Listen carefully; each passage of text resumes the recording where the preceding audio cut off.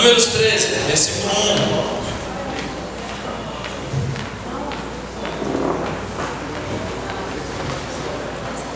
1. Lá nos primeiros livros, lá, Números, Gênesis, Êxodo, Levítico, Número, capítulo 13. Quantos acharam? Diga amém. E falou o Senhor a Moisés, dizendo: envia homens que espiem a terra de Canaã, que eu hei de dar aos filhos de Israel.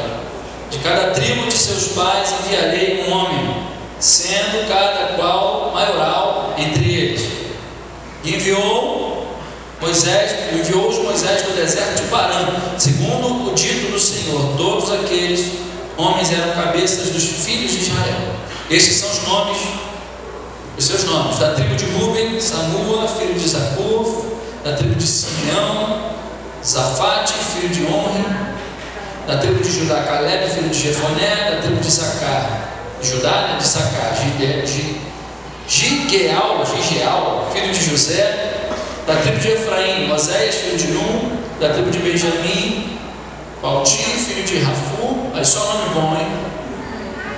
De mãe, daqui a pouco, né? Tiver um filho, Estoradano. Tribo de José, Zebulon, né? Gadiel, filho de Sode. Da tribo de José, pela tribo de Manassés, Gade, filho de Suzi. Da tribo de Dan, Amiel, filho de Gemali.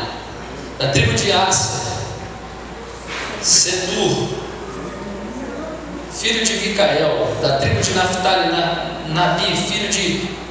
Esse ficou difícil, hein? Vofs. Da tribo de Gade, Jeuel, filho de Maqui.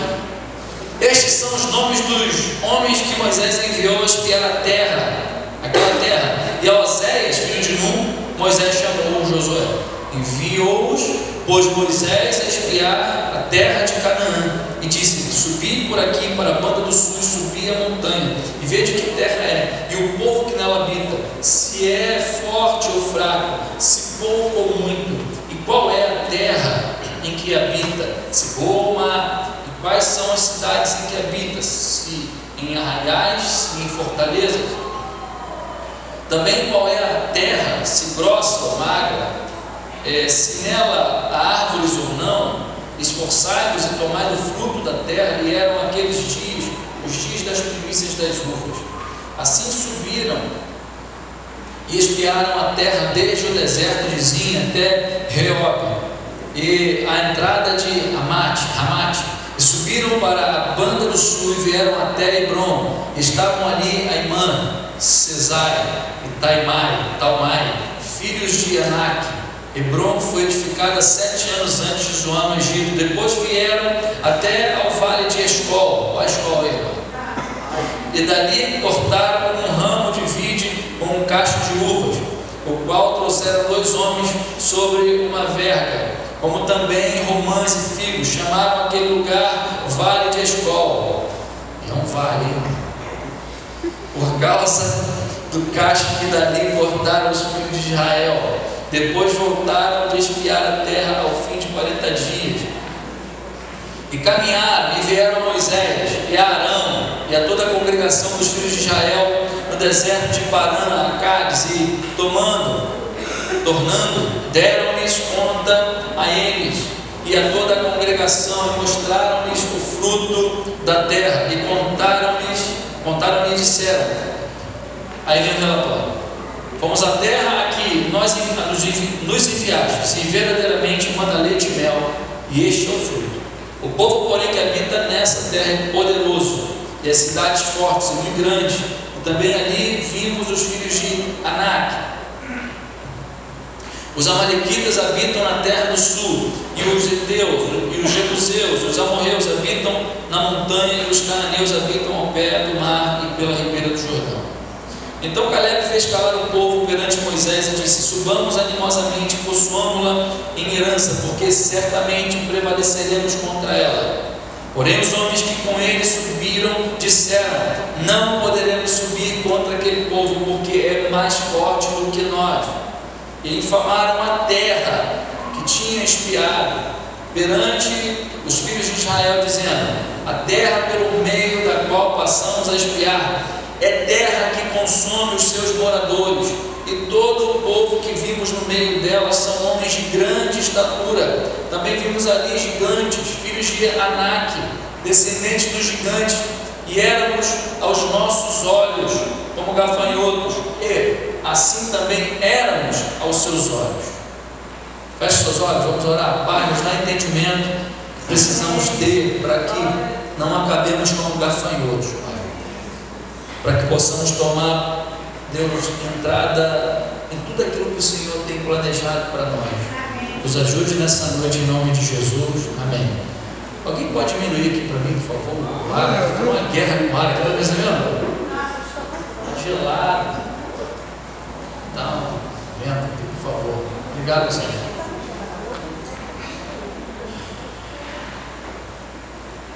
Está tudo desligado, só o meu. Não, me ama.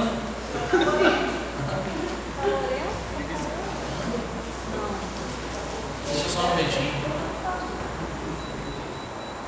Queridos, o versículo 1 desse capítulo que nós lemos, quase o capítulo, né? Nós lemos o capítulo.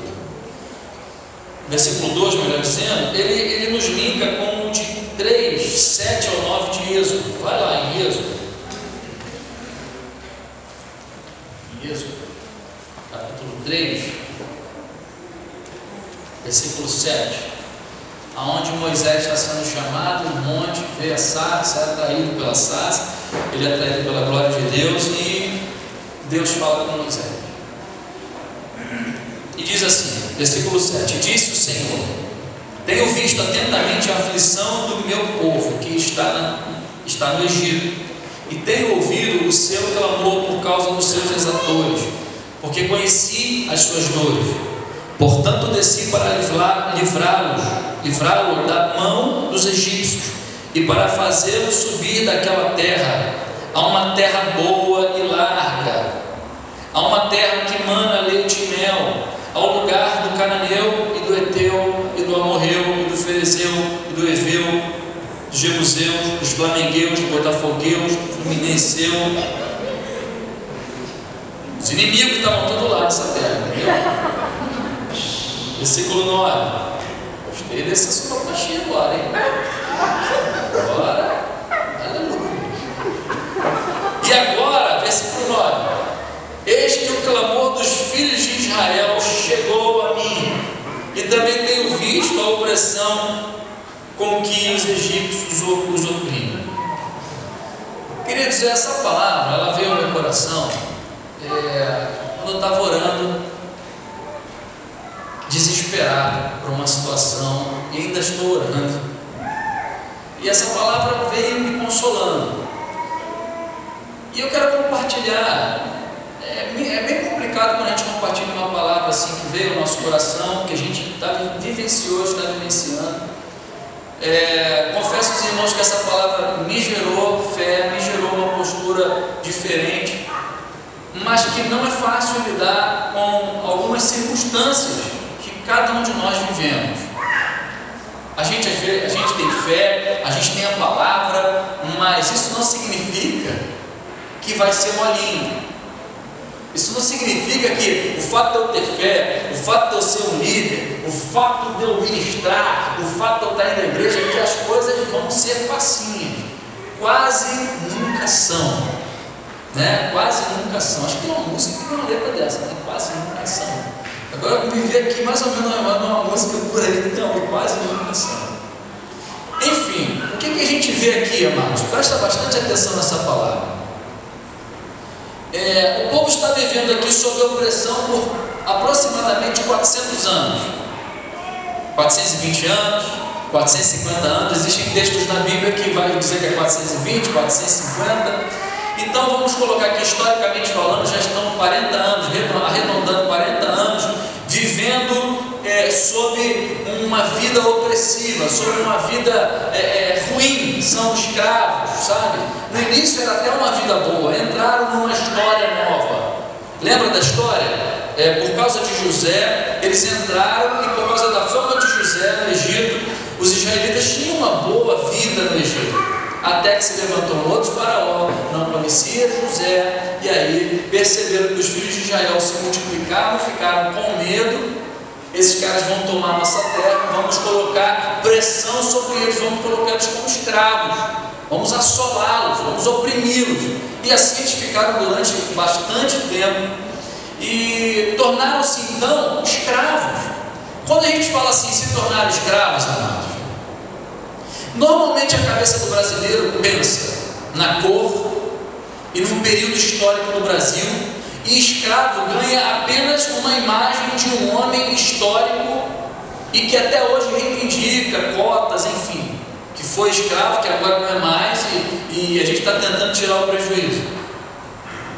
A história diz para nós, e existe, não que não tenha tido escravos no Brasil, teve, infelizmente, é muito duro isso. A maioria de nós aqui, se fosse naquele tempo, estaríamos no trono. Não é verdade, mano? A maioria de nós, eu acho que eu estaria. Né? Então, assim, mano, mas a gente sabe que os próprios negros na África fizeram negros de escravo. Quem sabia disso? Alguns países da África eram potências há muito tempo atrás.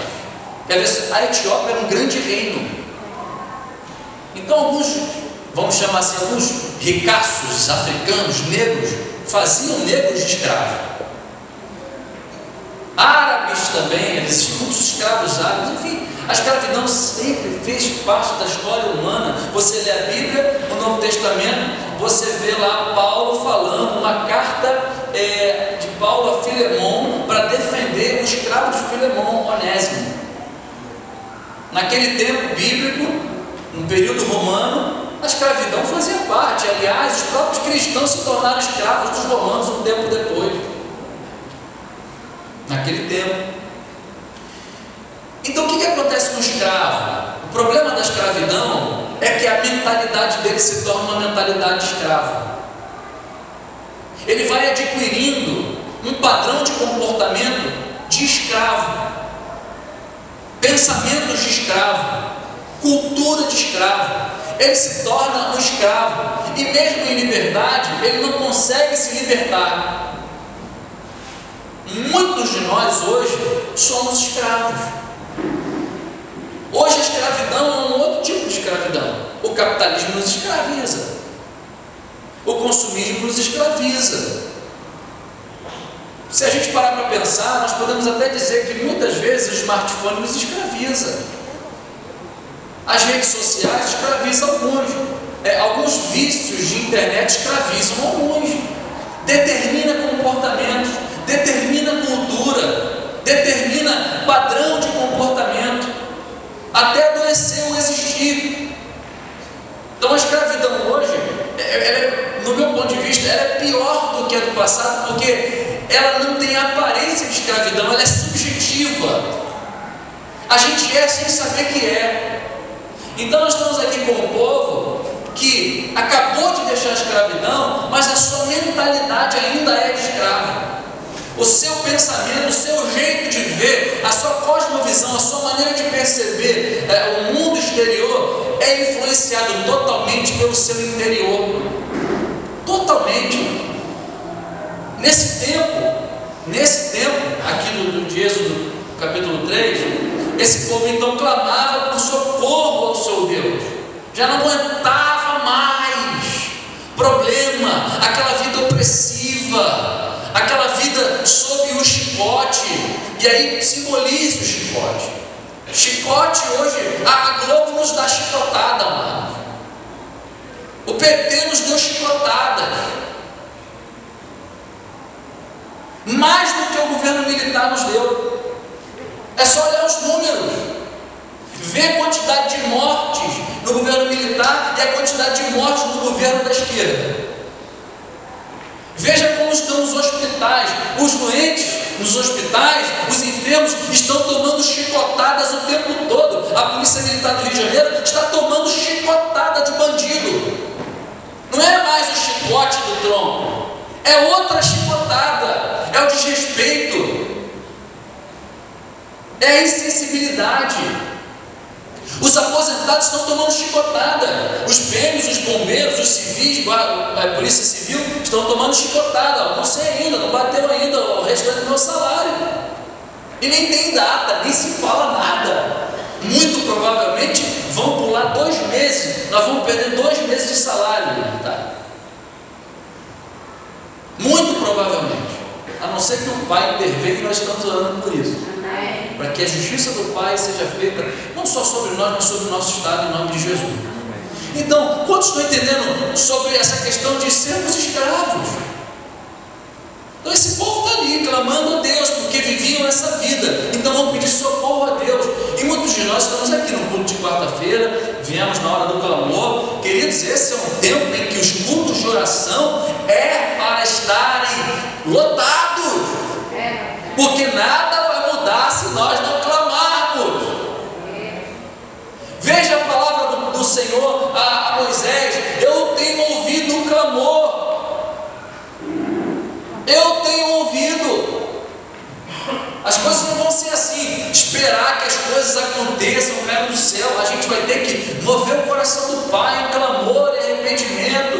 Então eu convoco você mesmo, onde o Espírito Santo vem orar.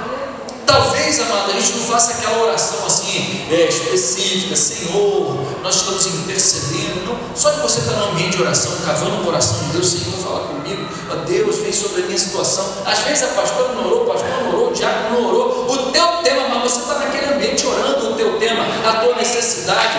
Olha, querido, eu creio, amado, que há um mistério na oração congregacional. Senão Jesus não teria dito: onde estiverem 2 ou 3 em meu nome, eu estarei. Ele só teria falado do quarto secreto. É suficiente o quartinho secreto? Não é.